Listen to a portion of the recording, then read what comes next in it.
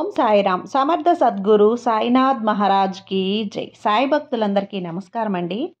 మన బాబా గారి దయ వల్ల మనందరం బాగుండాలి, సంతోషంగా ఉండాలి అని చెప్పి మనస్ఫూర్తిగా కోరుకుంటూ ఈరోజుటి వీడియో స్టార్ట్ చేస్తున్నాను ఫ్రెండ్స్. ఇక ఈరోజు వీడియోలో మనం చూడబోయేది ఏంటి అంటే, తల్లి కంగారు పడకు, ఒక రాక్షస స్త్రీ నీ కుటుంబంపై కన్నెర్ర చేసింది. నీ కుటుంబం నాశనమే తన యొక్క లక్ష్యంగా భావిస్తుంది. వెంటనే వెళ్ళి నువ్వు చెంప పగలగొట్టు తల్లి అని చెప్పి బాబాగారు అయితే మనకు ఒక మంచి సందేశాన్ని అయితే తీసుకొచ్చేసారండి.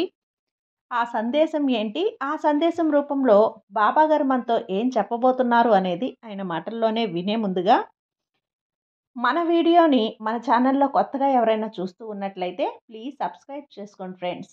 వీడియో నచ్చితే కనుక లైక్ చేసి షేర్ చేసి కామెంట్ చేయండి. ఇక వీడియోలోకి వెళ్ళబోయే ముందు ఒక్కసారి మనకు తెలిసిన గురువుగారండి, షిరిడి సాయిబాబా ఆశీస్సులతో జ్యోతిష్యం చెప్తున్నారు గురూజీ సుబ్రహ్మణ్యం రాజు గారు, నెంబర్ 1 వశీకరణ స్పెషలిస్ట్. వీరి మొబైల్ నెంబర్ 9908224144. ఎలాంటి ప్రాబ్లం ఉన్నా సరే కేవలం ఫోన్ ద్వారా పూజలు చేసి పరిష్కరించేస్తారు. నేరుగా వెళ్లాల్సిన పని లేదు, పర్సనల్గా మీట్ అవ్వాల్సిన అవసరం కూడా లేదు. ఉన్న చోటనే కదలకుండా, మూడో కంటికి తెలియకుండా మీ మొండి సమస్యలను సైతం మీరు పరిష్కరించుకోవచ్చు. ప్రేమ, పెళ్లి, ఉద్యోగం, రాజకీయం, విదేశీ ప్రయాణం, ధనం నిలకడగా లేకపోవటం, భార్యాభర్తల మధ్య గొడవలు, ఆస్తి తగాదాలు, అప్పుల బాధలు, స్త్రీలు పురుషులు ఎటువంటి గుప్త సమస్యలున్నా సరే నెంబర్ 1 వశీకరణ స్పెషలిస్ట్. మీ మీద, మీ ఇంటి మీద చెడు ప్రయోగం జరిగినా చేసి ఉన్నా కూడా నరదృష్టి, నరగోష్ట, సంతాన సమస్యలు, భార్యాభర్తల మధ్య, లవర్స్ మధ్య అనుమానాలున్నా, అపార్థాలున్నా, థర్డ్ పర్సన్ ఉన్నా సరే, అత్తాకోడళ్ళ మధ్య సఖ్యత లేకపోయినా ప్రతి ఒక్క ప్రాబ్లంకి చక్కటి సొల్యూషన్ ఇస్తున్నారండి. మీ వివరాలన్నీ కూడా సేఫ్ అండ్ సెక్యూర్గా ఉంచుతారు. మీకే కాదు, దేశ విదేశాల్లో ఉన్నవారు ఎలాంటి ప్రాబ్లమ్స్నైనా సరే పరిష్కరించుకుంటున్నారు. ఎంతోమంది విదేశాల్లో ఉన్నటువంటి వారు, దిక్కుతోచని పరిస్థితుల్లో అయోమయ స్థితిలో ఉన్నవారు ఇప్పుడు గురువుగారికి కాల్ చేసి వాళ్ళ ప్రాబ్లమ్స్ని సాల్వ్ చేసుకొని ఈరోజు హ్యాపీగా లైఫ్ లీడ్ చేస్తూ చాలా సంతోషంగా ఉన్నారు. కాబట్టే స్క్రీన్ మీద ఉన్నటువంటి నెంబర్కి ఒక్కసారి కాల్ చేయండి. మీ ప్రాబ్లంని గురువుగారితో పంచుకోండి. ఖచ్చితంగా గురువుగారు మీ ప్రాబ్లంకి సొల్యూషన్ చూపిస్తారు. ఇక బాబాగారి వీడియోలోకి వచ్చేస్తే, తల్లి కంగారు పడుతూ ఉన్నావు కదా, నీ యొక్క కుటుంబంపై ఒక రాక్షస స్త్రీ కన్నెర్ర చేసింది. తన యొక్క ధ్యేయం, తన యొక్క లక్ష్యం ఏమన్నా ఉంది అంటే అది నీ యొక్క కుటుంబం నాశనమే. అదే తను కోరుకుంటుంది. వెంటనే వెళ్ళి చెంప పగలగొట్టమ్మా.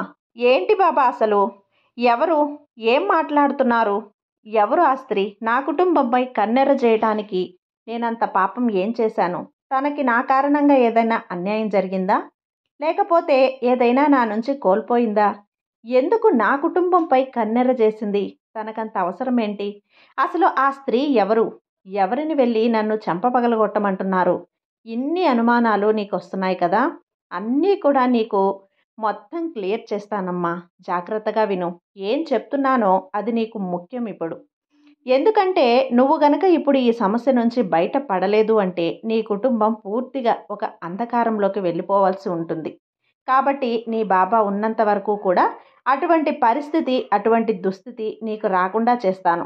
నా మీద నీకు నమ్మకం ఉంది కదా, ఆ నమ్మకాన్ని నేను చెప్పిన మాట విని నిజం చేసుకునే ప్రయత్నం చెయ్యి. మొదట నీకు ఆ స్త్రీ ఎవరనేది చెప్తాను, జాగ్రత్తగా విను.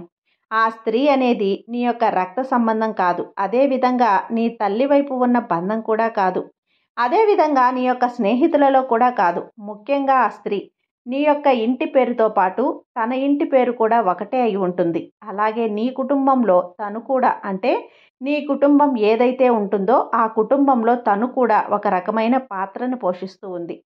తను, నీవు ఏ విధంగా అయితే వెళ్ళావో తను కూడా అదే విధంగా ఆ ఇంట్లో అడుగుపెట్టింది. ఆ స్త్రీ యొక్క ప్రధాన లక్ష్యం మొదట నిన్ను చూడలేకపోవటం.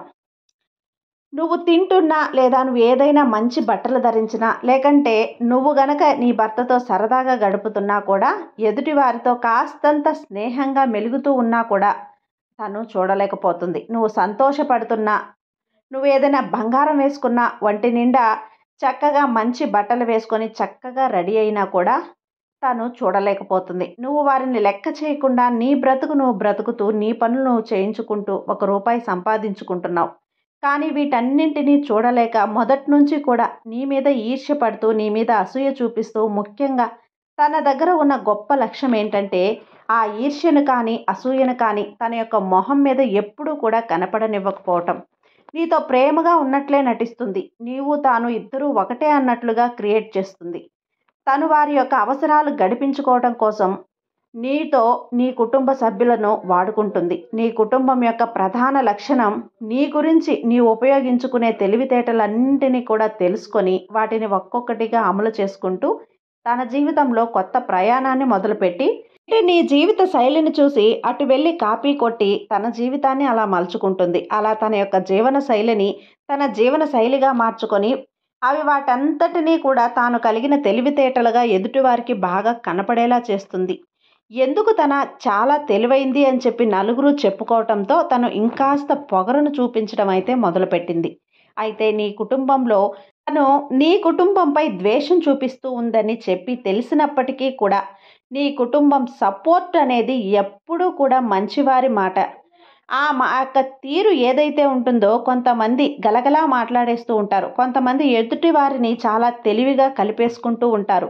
కొంతమంది కొంచెం నలుగురితో కలవడానికి భయపడుతూ ఉంటారు. అలా నీ మనస్తత్వం అనేది నీ పని నువ్వు చూసుకోవటం, లేదా నువ్వు ఏదైనా కానీ ఎక్కడికైనా వెళ్ళాలి అన్నా కానీ నీ కుటుంబ సభ్యులతో నీ లైఫ్ పార్ట్నర్ని ఉపయోగించుకొని వెళ్ళటం, ఈ యొక్క పని పట్ల లేదా నువ్వు చేసే ఉద్యోగం పట్ల ఎవరిని కూడా ఇన్వాల్వ్ చేయకపోవటం, నువ్వు ఎక్కడికైనా వెళ్ళేటప్పుడు ఎవరిని కూడా సంప్రదించకుండా నీ పని మీద నువ్వు చూసుకొని వెళ్ళి దాన్ని సక్సెస్ఫుల్గా కంప్లీట్ చేసుకొని రావటం, ఇవన్నీ కూడా వారికి నచ్చడం లేదు. ఎందుకంటే ఇక్కడ వారు కోరుకునేది ఏంటి?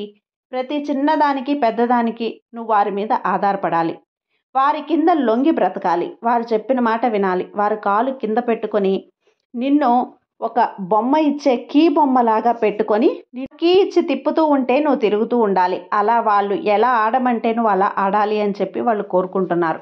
కానీ మొదట్లో నువ్వు అమాయకంగా ఉన్నప్పుడు వాళ్ళ గురించి నీకు పూర్తిగా తెలిసినప్పుడు అసలు సమాజంలో మనుషులు ఇలా ఉంటారా అని చెప్పి నీకు అర్థం కానప్పుడు వారు చెప్పిన మాటలు విని వారికి సేవలు చేసుకుంటూ వారికి నచ్చినవన్నీ కూడా చేసి పెట్టుకుంటూ వారి చేతికి అందించుకుంటూ చాలా చక్కగా వారి అవసరాలన్నీ కూడా గడిపావు. అలాగే కనీసం వారి యొక్క నీళ్ల బకెట్ కూడా నువ్వే బాత్రూంలో పెట్టి తీసుకెళ్లేదానివి. అలా నిన్ను వాళ్ళు తయారు చేశారు. ఇదంతా చేయటం నీ తప్పు అని నేను అనడం లేదు తల్లి. కానీ అవతలి వారి మనసులో తను ఎవరు ఏమనుకొని నాకు చేస్తుంది, నా ప్రేమ నా గౌరవం ఉండబట్టే కదా నాకు తను చేస్తుంది అని చెప్పి అనుకోకుండా ఎలాగైనా కానీ నీ చేత చేపించి వారి యొక్క అవసరాలను వాళ్ళు గడుపుకుంటూ వచ్చారు.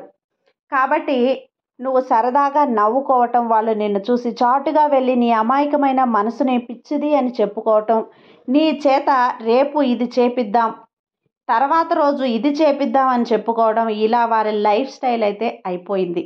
ఏవైతే రోజులు గడుస్తూ ఉన్నాయో, ఎవరైతే నీకు దగ్గరగా ఉన్న నీ స్నేహితులు, నీ ఆప్తులు నీది నువ్వు చేస్తున్నది కరెక్ట్ కాదు, నువ్వు వారి మీద బానిసలాగా బ్రతుకుతున్నావు, నీ జీవన విధానం ఇలా ఉంటే చాలా నష్టపోతావు, నువ్వు చాలా కోల్పోవాల్సి వస్తుంది అని చెప్పి నీకు చెప్పారో, అప్పుడు నువ్వు కొంచెం కొంచెంగా తెలుసుకొని అసలు లోకం అంటే ఇలా ఉంటుంది, మనుషుల వ్యక్తిత్వాలంటే ఈ విధంగా ఉంటాయని చెప్పి నేర్చుకొని కాస్త వాళ్ళ యొక్క చేసిన పనులకి కానీ చెప్పిన మాటలకి కానీ అడ్డు నిలబడడం, నేను చెయ్యను అని చెప్పి చెప్పడం, ఏదైతే నీకు నష్టం కలుగుతున్నప్పుడు ప్రశ్నించడం, ఇవన్నీ కూడా ఎప్పుడైతే నువ్వు మొదలుపెట్టావో అప్పటి నుంచి వారికి నీ మీద ద్వేషం అనేది మొదలైంది. ఎందుకంటే ఒక్కసారి లొంగావు కాబట్టి ఆ లొంగిన నిన్ను మాత్రమే వాళ్ళు చూడగలుగుతున్నారు. ఎప్పుడైతే నువ్వు ఎదురు తిరిగి వారితో నీ స్థానాన్ని ఆక్రమించుకోవటానికి ఎక్కువ నీకు విలువను ఏర్పరచుకుంటున్నావో అప్పటి నుంచి కూడా నిన్ను చూడలేని తనం అనేది ఏర్పడుతుంది.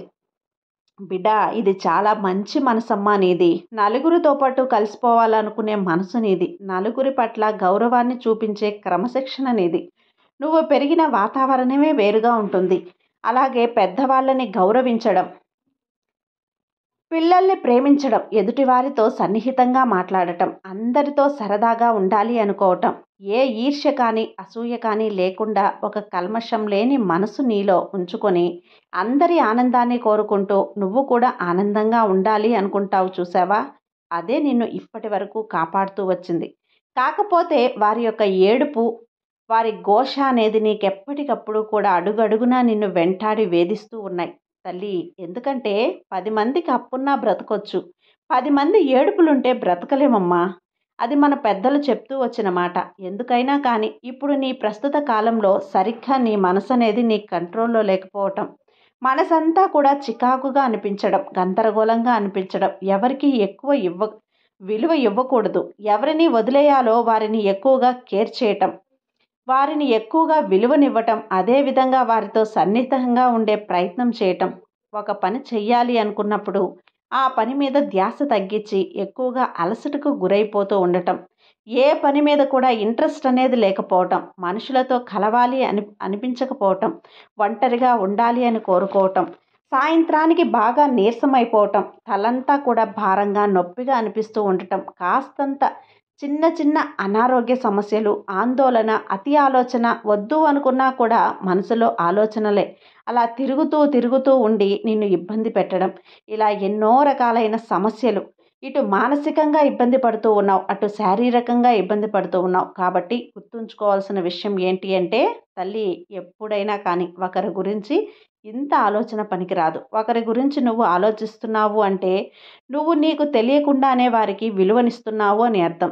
ఇక్కడ నువ్వు తెలుసుకోవాల్సిన విషయం ఏంటి అంటే నిన్ను నువ్వు జాగ్రత్తగా చూసుకోవటం, నిన్ను నువ్వు ప్రేమించుకోవటం, అనవసరమైన ఆలోచనలకు దూరంగా ఉండి ఎటువంటి ఆతృత, కంగారు, టెన్షన్ లేకుండా మనసుని ప్రశాంతంగా ఉంచుకుంటూ చేసే పని పట్ల ధ్యాసను పెట్టి నువ్వు చెయ్యాలి, వెయ్యాలి అనుకున్న అడుగు అంటే వెయ్యాలి.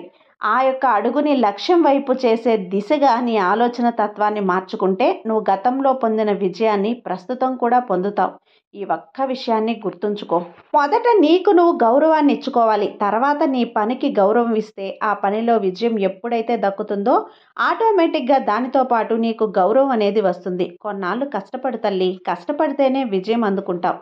ఇక నీ కుటుంబాన్ని నాశనం చేయాలి అని చెప్తున్న ఆ స్త్రీ ఎవరో నీకు అర్థమైంది కదా. కాబట్టి ఆ స్త్రీతో మాత్రం ఎప్పుడూ కూడా తనకు తెలియదేమో అని చెప్పి సలహాలు ఇచ్చే ప్రయత్నం చేయొద్దు. ఎందుకంటే తను అన్ని విషయాలు నీ నుంచి నేర్చుకొని తన జీవితాన్ని బాగు చేసుకుంటుంది. తన జీవితం బాగుపడటం ఇక్కడ పాయింట్ కాదమ్మా. నిన్ను నష్టపరచాలి అని చెప్పి చూస్తుంది చూసావా, అదే పాయింట్ ఇక్కడ. ఎప్పుడైనా కానీ భగవద్గీతలో కూడా చెప్పిన మాట ఏంటి అంటే ఎవరు నీతో ఏ విధంగా ప్రవర్తిస్తారో వారితో నువ్వు అదే విధంగా ప్రవర్తించాలి. ఒకరు నిన్ను చంపే విధంగా, దెబ్బ కొట్టే విధంగా సమాధానం చెప్తూ ఉంటారు. వారి మాట విని మనసుకు బాధ అనిపించి కళ్ళల్లో నీళ్ళలా వచ్చేస్తూ ఉంటాయి. అంటే మనిషిని కొట్టకుండానే ఆ మాటతో కళ్ళల్లో నీళ్లు తెప్పించే కెపాసిటీ అనేది ఎదుటి వారి దగ్గర ఉంటుంది. అలా ఆ విధంగానే వారితో కూడా నీ యొక్క మాట తీరుని మార్చుకో. వేరుగా కొట్టాల్సిన అవసరం లేదు. నీ యొక్క మాట తీరుతో వారి యొక్క ఈర్ష్య నీకు అర్థమైంది అని చెప్పి తెలియాలి. నీ యొక్క మాట తీరుతో నీ పతనానికి వారు కోరుకుంటున్నారు అని చెప్పి నీకు తెలిసింది అని చెప్పి వారికి తెలియాలి. మొత్తం నీ గురించి పూర్తిగా తెలిసిపోయింది. ఇక నీ ఆటలు నా దగ్గర సాగవులే అన్నట్లుగా నీ ప్రవర్తన అనేది వారి పట్ల ఉండాలి. కాబట్టి తెలుసుకొని ప్రతి మాటగా జాగ్రత్తగా ఆలోచించి 1కి 10 సార్లు ఆలోచించి మాట్లాడే ప్రయత్నం చెయ్యి. ఎప్పుడైనా కానీ పిలవని పేరంటానికి వెళ్ళకూడదు అని చెప్తారు. అలా పిలవని పేరంటానికి వెళ్ళపోవటం మాత్రమే కాదు, ఒకవేళ పిలిచినా కూడా నీకు విలువ ఇవ్వని పేరంటానికి వెళ్ళకూడదు. అక్కడ కుంటనక్కల్లా కొంతమంది నువ్వు ఎప్పుడు వస్తావా, నేను ఎలా అవమానపరచాలా అని చెప్పి చూస్తూ ఉంటారు. కాబట్టి ఆ అవకాశాన్ని వాళ్ళకి ఇవ్వకూడదు. నీ వాళ్ళు అనుకునే వాళ్ళు ఎప్పుడూ కూడా నీకు దూరమై వెళ్ళిపోతూ ఉంటారు. కాబట్టి వాళ్ళ కోసం నువ్వు కొత్తగా ఆలోచించాల్సిన అవసరం లేదు. అదేవిధంగా పరాయి వాళ్ళ కోసం అయితే అస్సలు ఆలోచించాల్సిన అవసరం లేదు. నీ జీవితం నీది, నీ పని నీది, నీ లక్ష్యం నీది, నీ తెలివితేటల మీద ఆధారపడి ఉంటుంది. కాబట్టి లేనిపోని ఆలోచనలకు పోయి జీవితాన్ని అంధకారంలోకి నెట్టుకోవద్దు. 4 గోడల మధ్య ఏమీ సాధించలేము అని చెప్పి అనుకోవద్దమ్మా. చెయ్యాలి అనుకుంటే నువ్వు ఏదైనా కూడా చేయగలవు, ఏదైనా కూడా సాధించగలవు. నీ దగ్గర ఉన్న తెలివితేటలు నాకు బాగా తెలుసు తల్లి. కాబట్టి బాబా మీద నమ్మకంతో ఉండు. ఏ స్త్రీ కూడా నిన్ను ఏమీ చేయలేదు. కంగారు పడకు, భయపడకు, నమ్మకంతో ఉండు. నీకు అంతా మంచే జరుగుతుంది. నీ సాయి నీకు తోడుండగా నీకు భయం ఎందుకు చెప్పు. సర్వే జన సుఖినో భవంతు. జై సాయిరామ్.